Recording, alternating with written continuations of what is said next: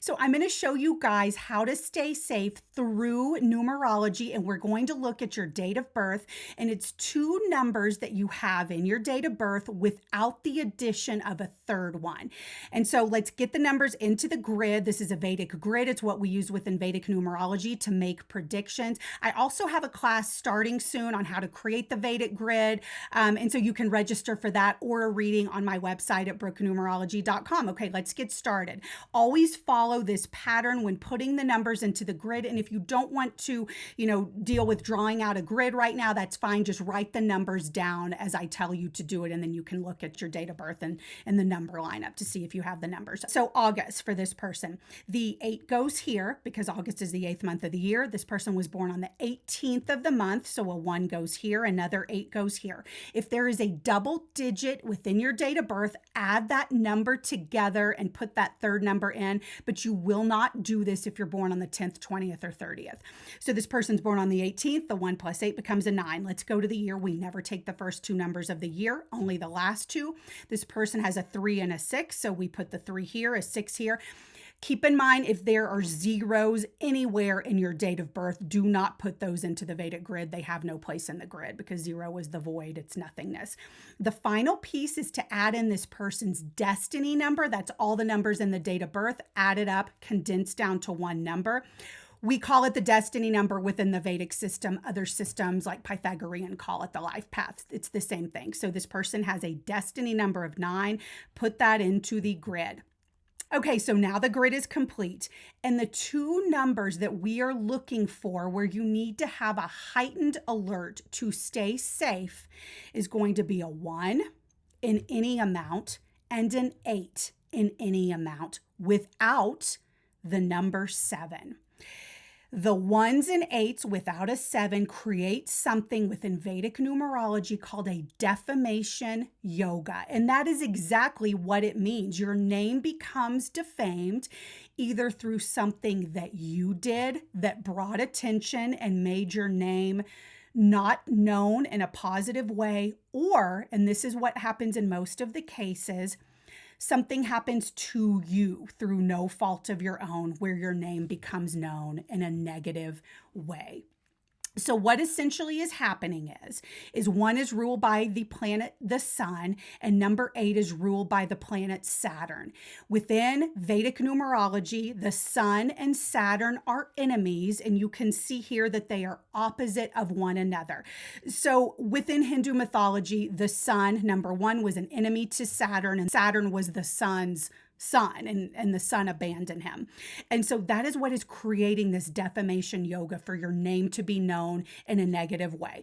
Now, there are going to be various degrees as to how the yoga is operating. It can be something really awful that your name is known for, or it can be something that happens to you and you're able to move on without negativity to your life. So this person right here, born on August 18th, 1936, is actually Robert Redford. He had a defamation yoga. If you're familiar with him, yes, he was famous for an actor, but he had two separate people that began following him. One of them was a fan. Another one was someone that watched one of his movies that did not like him. And he had challenges with both of these people.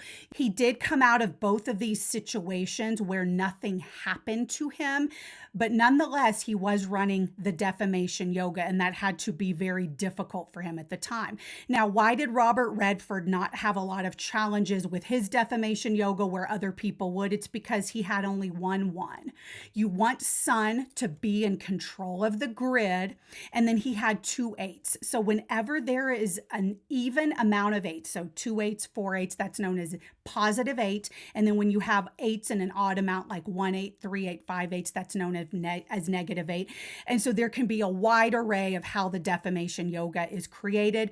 Here is the grid of Natalie Holloway. You can see how she has multiple ones. One of them is her destiny number of 1. So she has ones that are in a negative amount. And then her 8, she has a negative 8, right? Because there's only 1 8. She has a defamation yoga. It is by far one of the most challenging defamation yogas I have seen. This is the grid of Brad Pitt. He also has, a defamation yoga, right? Not as severe as Natalie's, but, he was known for having left Jennifer Aniston. And then also he had problems with Angelina Jolie. So here's what I want to say if you have a defamation yoga, right? Because this is why numerology is so important. We can see challenges ahead of time when we understand the numbers in our date of birth. Just be aware of your surroundings, right? Not everyone you meet is going to be a good person. And I always let people know that have a defamation yoga to rethink traveling alone.